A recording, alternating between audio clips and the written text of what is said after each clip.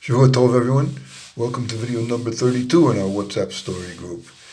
And a good Yom Tov. I hope everybody is still having a great Yud Tef Kislev festive, inspiring celebration.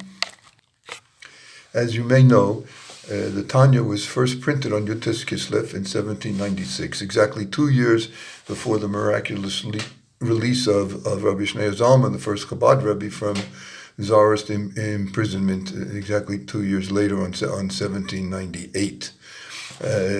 I translated this story from Ravim Heshev Avon by Rabbi Aaron Dov Halperin, who is the editor of Far Chabad magazine. And I translated it and adapted it and sent it to my email list 20 years ago. Now it's included in my third book, By the Light of the Full Moon, and I call it The Astonished Messenger Rabbi.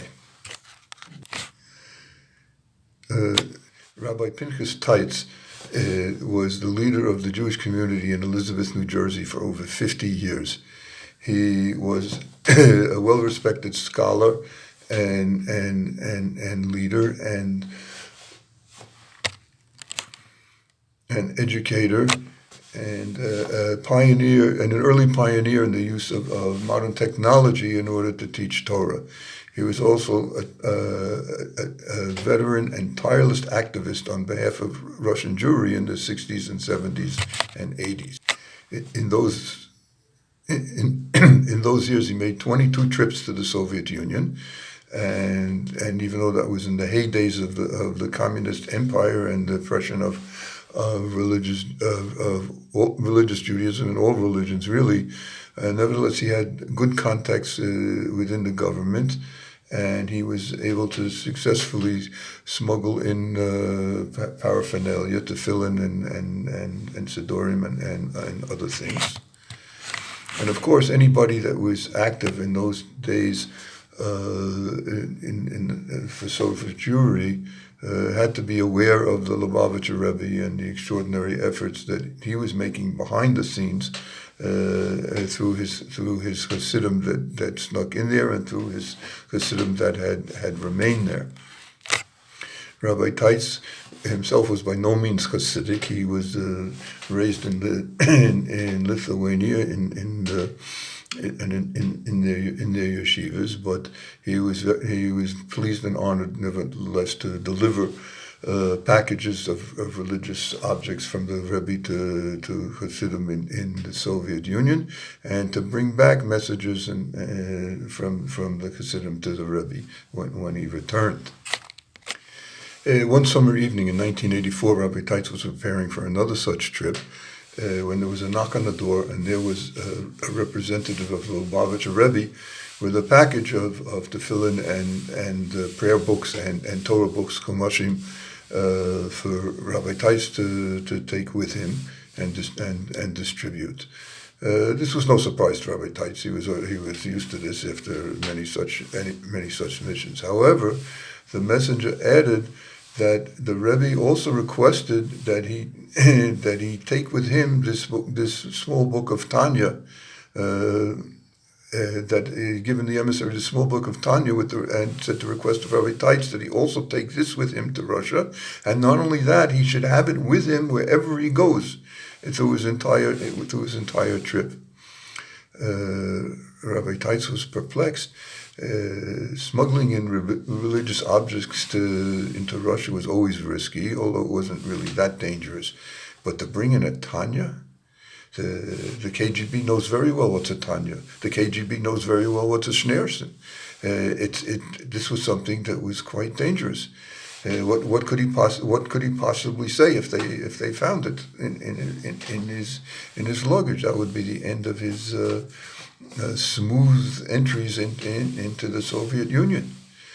But he thought about it and he decided to take it. If the Rebbe thought it was important, so it must be the right thing to do.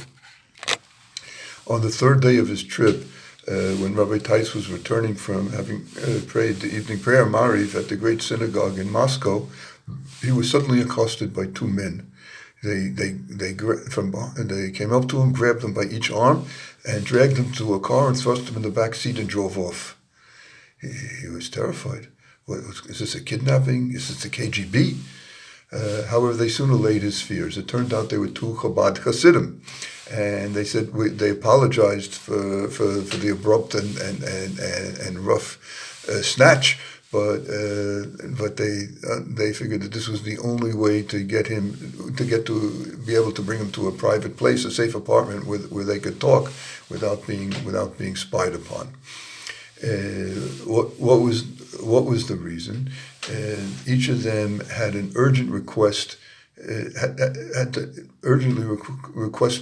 urgently to request from the Rebbe an answer for their personal situations, which were very urgent and couldn't wait till perhaps an official emissary would come through, Chabad emissary would come through.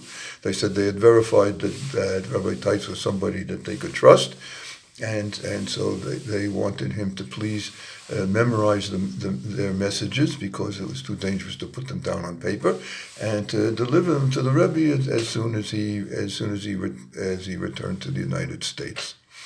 Rabbi Teitz was very moved by their sincerity and their enthusiastic devotion, and he promised he would do his best.